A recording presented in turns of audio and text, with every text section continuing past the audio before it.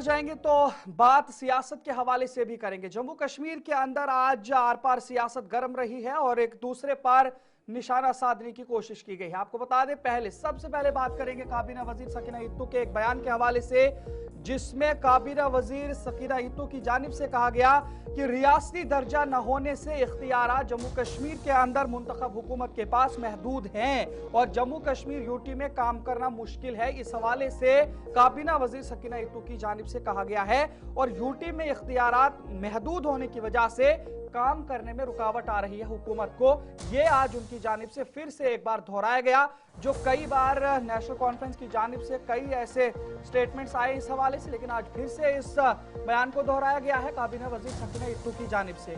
उनकी जानिब से कहा गया, जम्मू कश्मीर काबीना वजीर बराए तालीम, सेहत और तिब्बी तालीम और समाजी बहबूद सकीना मसूद इत्तू ने आज कहा है कि रियासती दर्जा न होने की वजह से इख्तियारात महदूद है, जिसके बायस यूटी हुकूमत में रहते हुए भी काम करना मुश्किल हो गया है। उन्होंने कहा कि जम्मू कश्मीर को यूटी बनाने के बाद इख्तियारात का ज्यादातर कंट्रोल मरकज के पास है, जिससे जमीनी सतह पर अवामी मसाइल के हल में रुकावटें पेश आ रही हैं। सकीना मसूद इत्तू ने कहा कि तालीम और सेहत जैसे अहम शोबों में इस्लाहात की अशद जरूरत है, ताहम इख्तियारात की कमी तरक्याती फैसलों में रुकावट बन रही है। उन्होंने मजीद कहा कि जम्मू कश्मीर को मुकम्मल रियासती दर्जा बहाल किए बगैर अवामी उमंगों की तकमील मुमकिन नहीं। इन बातों का इजहार उन्होंने जिला उधमपुर में असतिजा के एक कन्वेंशन के बाद जराई ब्लॉक के नुमाइंदों से बात करते हुए किया। उन्होंने असतिजा के किरदार को सराहते हुए कहा कि कौम की तामीर में असतिजा का बुनियादी किरदार है और हुकूमत इनके मसाइल के हल के लिए संजीदा कोशिश भी कर रही है। उनकी जानिब से आज क्या कुछ बयान दिया गया है वो भी जरा सुनते हैं। सरकार की क़ियादत जनाब उमर अब्दुल्ला साहब कर रहे हैं। इस सरकार के दौरान हमारा यही मकसद है कि हम लोगों के बीच में जाए, क्योंकि हमें लोगों ने इलेक्ट होके भेजा है। हम कोई सिलेक्टेड गवर्नमेंट नहीं है, बल्कि इलेक्टेड गवर्नमेंट है। लोगों ने वोट दिया है, लोगों ने एतमाद दिया है और हमारी कोशिश है कि लोगों के बीच में पहुँचे और लोगों की बात सुने, सिर्फ सुने ही नहीं, उसका इजाला भी कर सके। और यही हमने किया है। हेल्थ डिपार्टमेंट में दूर दराज इलाकों के जो हॉस्पिटल है, जो बुरी कंडीशन में थे, या डिस्ट्रिक्ट हॉस्पिटल या सब डिस्ट्रिक्ट हॉस्पिटल, इसी तरह एजुकेशन सेक्टर में भी बहुत मुश्किलें थी, बहुत परेशानियां थी।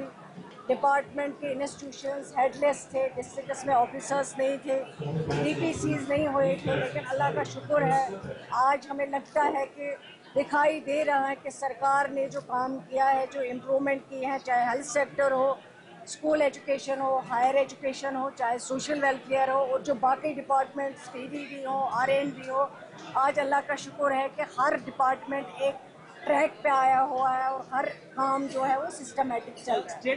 देखिए, स्टेटहुड और यूटी में आसमान ज़मीन का फ़र्क है, इसमें कोई दो राय नहीं है। क्योंकि मैं 30 साल इस सिस्टम में रही हूँ, 24 साल मैंने ज़्यादा तर मिनिस्टर रही हूँ। मैं यूटी में भी रही हूँ, डिप्टी मिनिस्टर रही हूँ, एमओएस रही हूँ, कैबिनेट मिनिस्टर रही हूँ सोशल वेलफेयर की, आज फिर कैबिनेट मिनिस्टर हूँ। लेकिन जितना डिफ़िकल्ट आज काम करना है, उतना पहले एज डिप्टी मिनिस्टर भी, जब मेरी स्टार्टिंग में मेरा कैरियर था, तब भी इतना डिफ़िकल्ट नहीं था। जितना आज डिफ़िकल्ट है काम करना, उतना डिफ़िकल्ट स्टेट में नहीं होता है। बहुत सारी चीज़ें हैं जो आज यूटी में काम करना मुश्किल है। जो आपके पावर जो हैं वो कम किए गए हैं, उतने पावर नहीं है जितने स्टेट में हुआ करते थे। तो मुश्किल तो है, उसमें कोई दो राय नहीं। देखिए, सेंटर हमारे पास जम्मू कश्मीर में 28,000 के करीब है।